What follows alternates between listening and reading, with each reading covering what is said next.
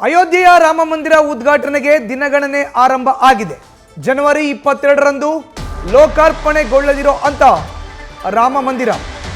ಅಯೋಧ್ಯೆಯ ರಾಮ ಮಂದಿರ ಉದ್ಘಾಟನೆಗೆ ದಿನಗಣನೆ ಆರಂಭ ಆಗಿದೆ. ನೇರವಾಗಿ ಜನವರಿ 22ರಂದು ಲೋಕಾರ್ಪಣೆಗೊಳ್ಳಲಿದೆ ಮಂದಿರ. ರಾಮ ಮಂದಿರದಲ್ಲಿರೋಕೆ ಭಕ್ತರಿಂದ ಬೃಹತ್ ಗಂಟೆ ದಾನ ಮಾಡಲಾಗಿದೆ. ಬೃಹತ್ ಗಂಟೆಯನ್ನ ದಾನ ಮಾಡಿದ್ದಾರೆ ತಮಿಳುನಾಡಿನ ಭಕ್ತಾದಿಗಳು. ಬರೋಬ್ಬರಿ 613 kg ತೂಕದ ಮೇಲೆ ಜೈ ಶ್ರೀರಾಮ್ ಎಂಬ ಬರಹವನ್ನು ಬರೆಸಲಾಗಿದೆ. ಇದು ತಮಿಳುನಾಡಿನ ಭಕ್ತಾದಿಗಳು 613 kg ತೂಕದ ಮೇಲೆ ಬರೆಸಿರುವಂಥ ಜೈ ಶ್ರೀರಾಮ್ ಎಂಬ ಬರಹ.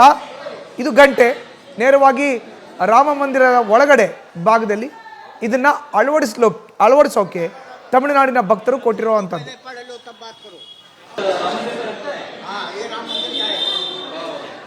ಇನ್ನು ರಾಮ ಮಂದಿರದಲ್ಲಿ ಭಕ್ತರು ಇಡಕ್ಕೆ ದಾನ ಮಾಡಿರುವಂತ ಈ ಬೃಹತ್ ಗಂಟೆಯ ಕುರಿತಂತೆ ನಮ್ಮ ಪ್ರತಿನಿಧಿ ಚಂದ್ರಮೋಹನ್ ಪ್ರತ್ಯಕ್ಷ ವರದಿಯನ್ನು ನೀಡಿದ್ದಾರೆ. ಬನ್ನಿ ನೋಡೋಣ.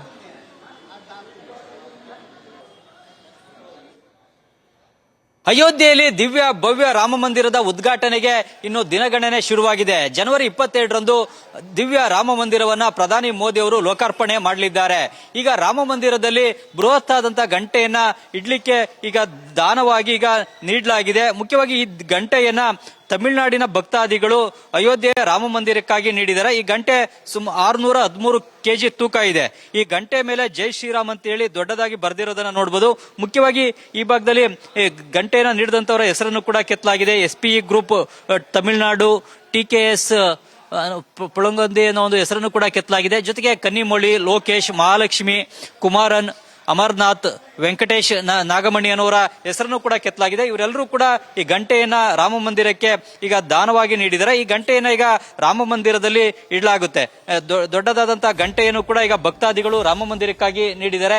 ಇದೇ ರೀತಿಯಾಗಿ ದೇಶದ ಬೇರೆ ಬೇರೆ ರಾಜ್ಯಗಳಿಂದ ಬೇರೆ ಬೇರೆ ವಸ್ತುಗಳನ್ನು ಕೂಡ ಅಯೋಧ್ಯೆಯ ರಾಮ ಮಂದಿರಕ್ಕೆ ನೀಡಲಾಗಿದೆ. ಅವುಗಳೆಲ್ಲವನ್ನು ಕೂಡ ಬಳಸಿಕೊಂಡು ಈಗ ರಾಮ ಮಂದಿರವನ್ನ ನಿರ್ಮಾಣವನ್ನು ಕೂಡ ಮಾಡಲಾಗಿದೆ. ಈಗ ಗಂಟೆಯನ್ನು ಕೂಡ ಈಗ ಅಯೋಧ್ಯೆಯ ರಾಮ ಮಂದಿರದಲ್ಲೇ ಜನವರಿ 22ರ ಬಳಿಕ ಇಡಲಾಗುತ್ತೆ. ಅಲ್ಲಿ ದೊಡ್ಡದಾದಂತಹ ಗಂಟೆಯನ್ನ ಬಾರಿಸಿ ಭಕ್ತಾದಿಗಳು ರಾಮ ಮಂದಿರದ ರಾಮ್ಲಲ್ಲಾನ ದರ್ಶನವನ್ನು ಕೂಡ ಪಡಿಬಹುದು.